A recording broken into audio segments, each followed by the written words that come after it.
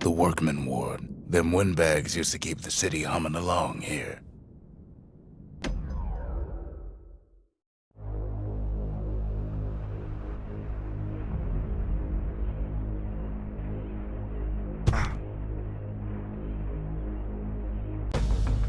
So most levels in Bastion are completely linear, only one way to go. This one gives you 4 different ways. There's one way that's always the correct way to find the core, but if you skip the other places, well, you're gonna miss out on some good stuff. He heads for the squirt steps. Won't be no field trip this time.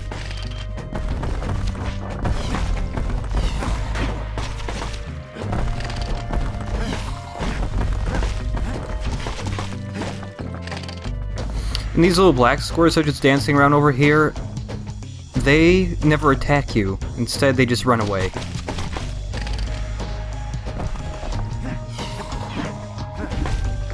And we've got yet another new weapon over here. It's the war machete. Scumbag can digest just about anything. Except for this. It's quick for slicing and light enough to throw. So a lot of people like the machete quite a lot. I think it's okay. If you really like to button mash, then the machete's for you. It doesn't deal out a whole lot of damage per hit, but you can swing so fast. It's also a long-range weapon. You can throw it. And, because you have to charge up the throw, you can power shot it. Any weapon that has an attack that can be charged up can be power shotted.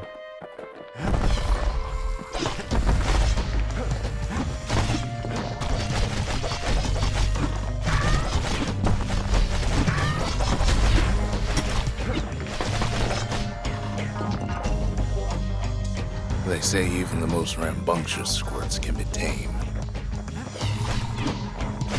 No sign of the core here. At least the kid got something for his trouble.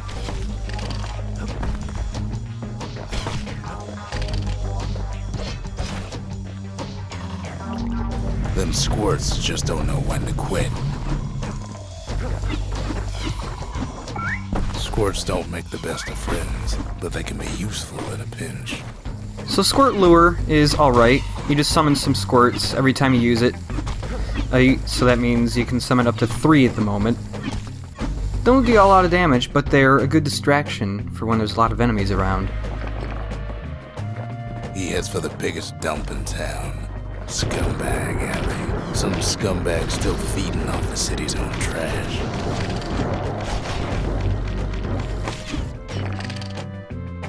And you can see the squirts start attacking guys down here. They normally won't follow you, but if you're being attacked, they will come to your rescue eventually. They don't move particularly fast, though.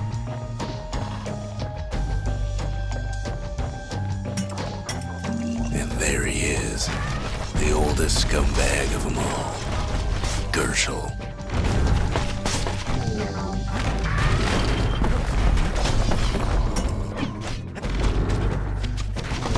So not all gas fellas attack the same way. This guy just charges you, and you can counter his charge, but it's kind of hard.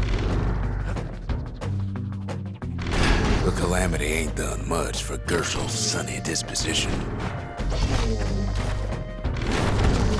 And if it is possible, if you stand right next to a ledge... Ugh, come on. Shame old Gershel can't float like when he was a young fella. And again, the narrator will say something different if you just flat out killed him, instead of having him run off the ledge.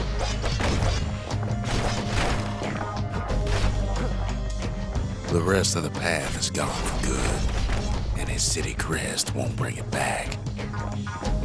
No core, no surprise, like the gas fellas are hiding it from him.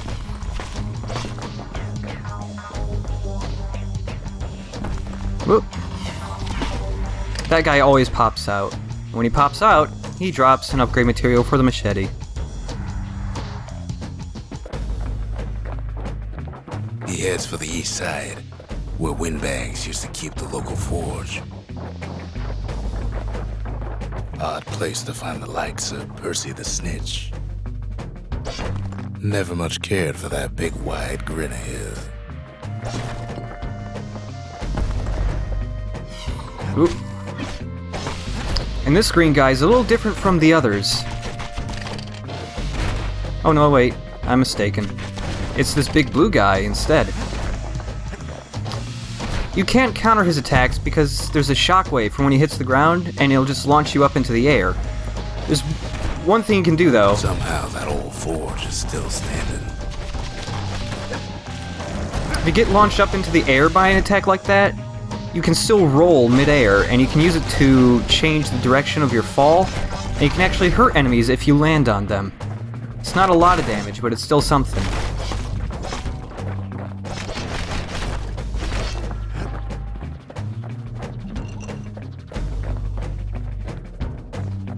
Inside the forge, Key can fine-tune those instruments of his. So now we can finally upgrade our weapons, and each material corresponds to one weapon. And for the machete, well, for every weapon at the moment, there are 3 upgrade tiers. And you can see we have 2 choices per tier. You can't buy the next tier until you buy the one before it. The nice thing about this is that when you purchase an upgrade, you aren't stuck with it. You can actually switch in between these freely, so you're really just paying money for the current upgrade tier. You can see we've got either a 20% critical hit chance, which is okay, I guess. Probably a lot more critical hits since you're going to be swinging so much. But then there's a serrated edge, which deals damage over time after you hit an enemy with it, which does a lot more damage than the critical hit chance, I believe. The little Zolwood oil and that blade shines like a light. And I think we have enough money left to upgrade the hammer. Yes, we do. So either 50% damage or 10% critical hit chance. I tend to go with 50% damage. Kid's lifelong friends looking fit to keep on fighting. But again, you aren't committed to an upgrade. You can just switch freely between them. You can just only have one upgrade per tier equipped, though.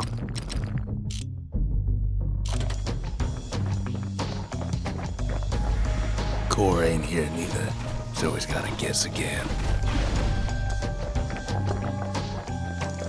I was hoping... Well, I guess I'll explain this anyways. Since I have the Whiskey spirit equipped, if I go below a third of my health, every single attack is a guaranteed critical hit.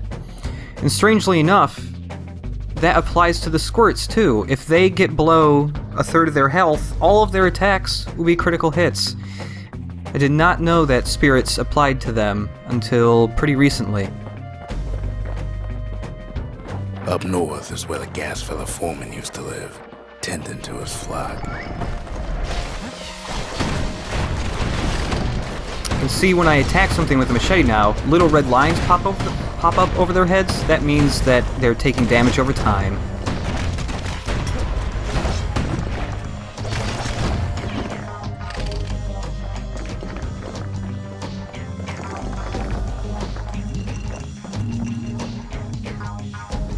No white gas fellas all dress alike.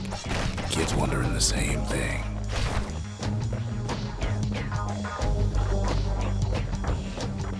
And there it is, but it's locked down tight in an alloy cage. A blustery old foreman's keeping his fellas in check, almost like he's showboating for the crowd.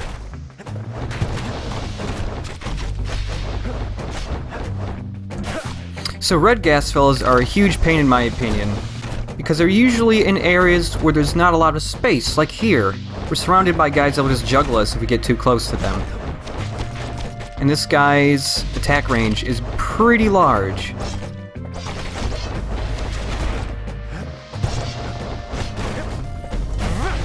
And now there's a new marshal in town.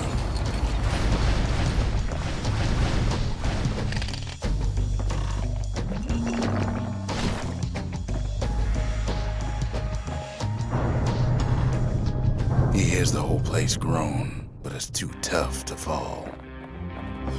Kid's ready to go, and his ticket out's right where he started. That growling sound effect you heard was actually the squirt having Whiskey activated. Too bad he died. They do a lot of damage actually with Whiskey on, about 24 points of damage every attack.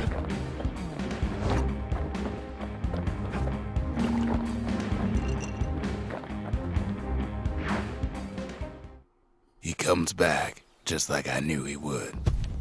The core hums in his pack. The monument's calling for it. Kid does it again. Only fair he decides what we build next. And the exclamation point above the stranger's head means he's got something new to talk about.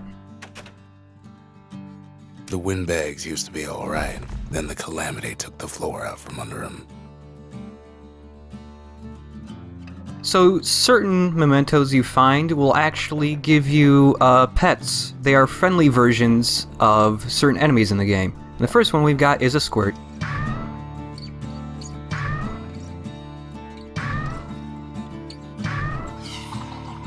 Come on, give the little tyke a break.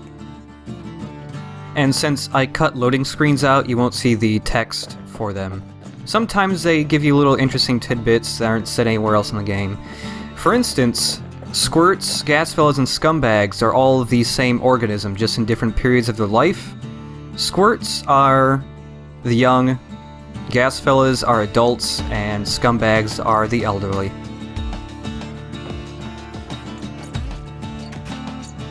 Now we've got either a forge or an arsenal, but we've picked up yet another weapon, so I think it's time to pick up the arsenal. We don't have that much money yet anyways. The Bastion's a place of peace, but we can hold our own if we have to. And since we built it, we've got one new secret skill, and it's the mirror shield. Activate it, and for a short amount of time, you'll just spin around like crazy with your shield out, and any attack that hits you will be a guaranteed counterattack. Let's see, what do we want now? How about the hammer and the machete, along with mirror shield, why not? Kid's ready to slice him up and pound him to bits if they get in his way.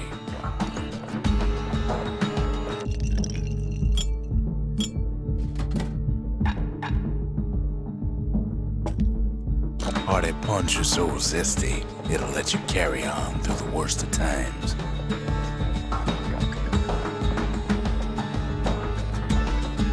Picked up traces of other cores while the kid was out. Sundown Path or the Melting Pot? Well, I'd say the Melting Pot. Just because of the weapons I have right now. The Melting Pot.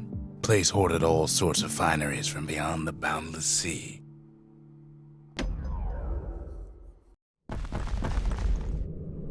In better days, the melting pot was sealed tighter than the skin on a squirt.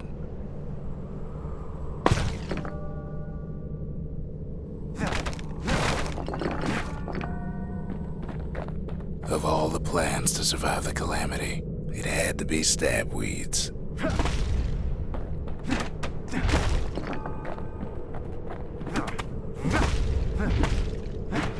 Blasted things hurt like a broken heart.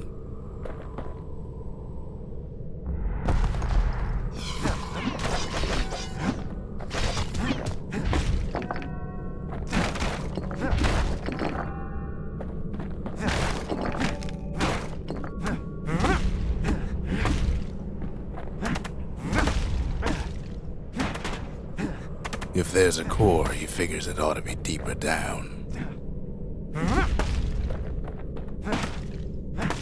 He cuts down every stab weed like there's gonna be a prize for it.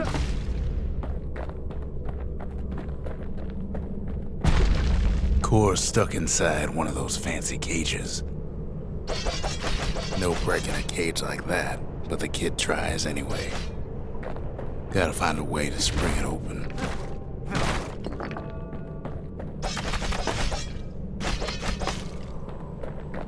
Oh man, here's a pretty decent secret skill. Some of the stuff lying around is downright dangerous. They're just proximity mines. They're quite handy, actually.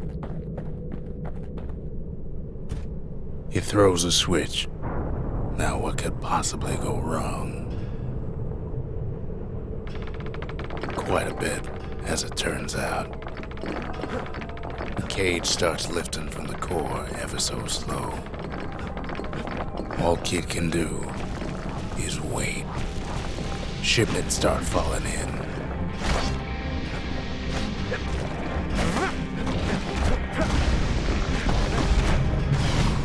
Not every squirt's born bad. Some spring to the Kid's defense. Judging by the movement of the cage, it's gonna take a little while.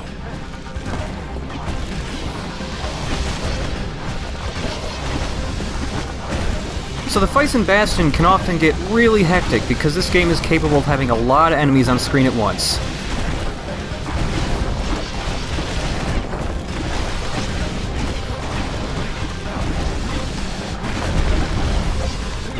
Scumbags don't take kindly to interlopers.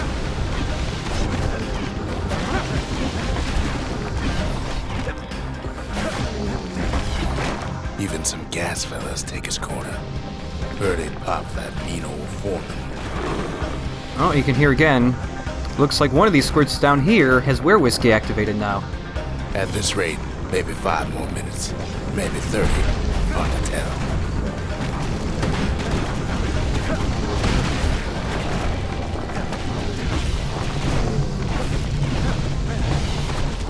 Squirts get real territorial around the core.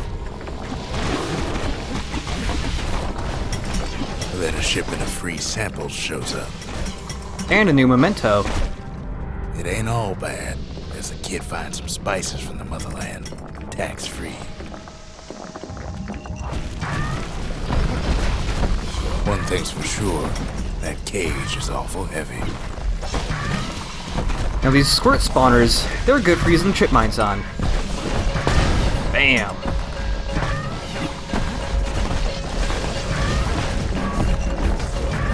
Flamethrower guys are the worst, though.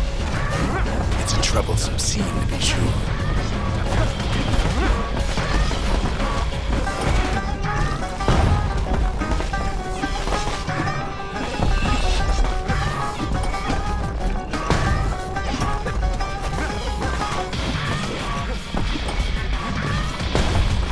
A few moments left, and the core goes free. 10, 9, 8, 7, give or take a few seconds. Finally, the core's within reach. And done. He's got it. Just gotta get to the nearest barge.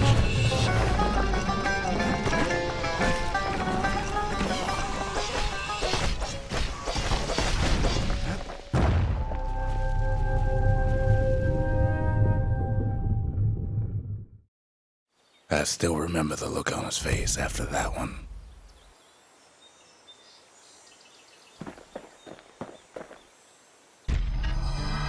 The old world's finished, but the new world's just getting started.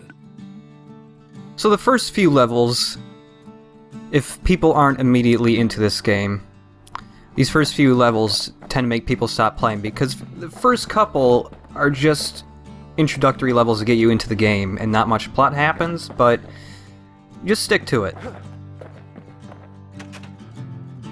Folks voyaged across the boundless sea to found Celandia. It was good living here for a while. Sometimes a single look says it all. Now that we've got yet another new foundation, let's build the forge. A lot of things need fixing up in this world, and we can start right here. So I picked up something nasty before, and that's an upgrade repeater. An upgrade repeater. It's an upgrade material for the Fang repeater. Either 8 plus 8 ammo capacity or 55% faster reload. I like both of these. Let's go with reload for now, I suppose. Turns out those old bones still have some spark in them. Let's see, how about the bow? 25% faster draw speed or 2 more penetrations per shot? I don't really go for penetration, let's go with draw speed. With a good length of meat gut, that bow's like new again.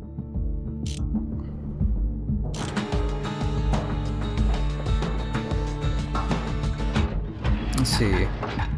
Well, for the next level, I think some long-range weapons would be better, so let's go with the hammer and the bow. Good combination, in my opinion. And also, let's switch for... Well, we haven't seen either of the bows yet. How about dancing shot? Ain't much kid can't handle with hammer and bow in hand. Also, I said I don't really like fetching fizz that much, but for the next level, I think it's one of the few levels where it comes in handy.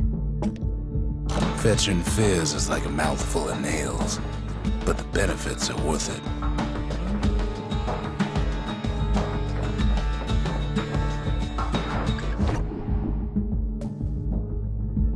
Oh, that's right, we've got a new proving ground. It is for the war machete. Let's do it right now. That's Windbag Ranch. Perfect place to work a blade if you got the stomach for it. Windbag Ranch was built for gathering squirt extract in copious supply. Ain't nothing more healthful. Alright, so people tend to have a bit of a problem with this one, because it can be pretty hard the first time you try it. I'll show you. Oh, there are lots of squirts. So many, and you have to take all of them out, and there's squirt spawners and turrets? Oh god. Oh no. Some folks showed up to make a fast buck with nothing but a knife.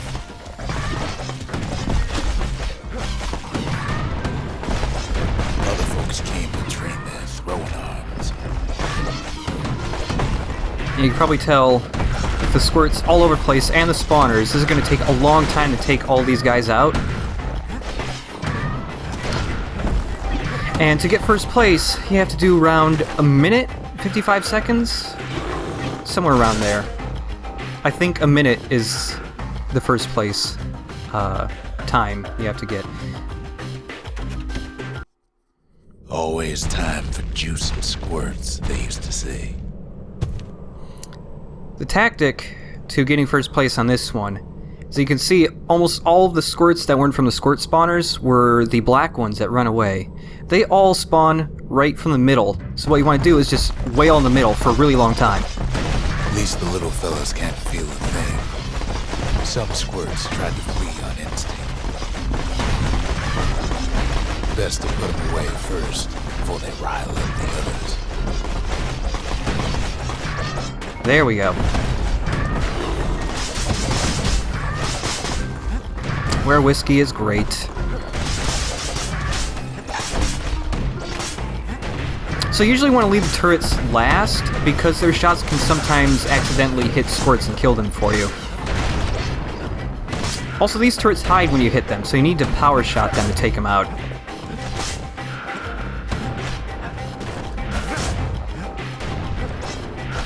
Ah, come here. Slippery little devils. Kid carves through all of them in a flash. And that's how you get first place on this one.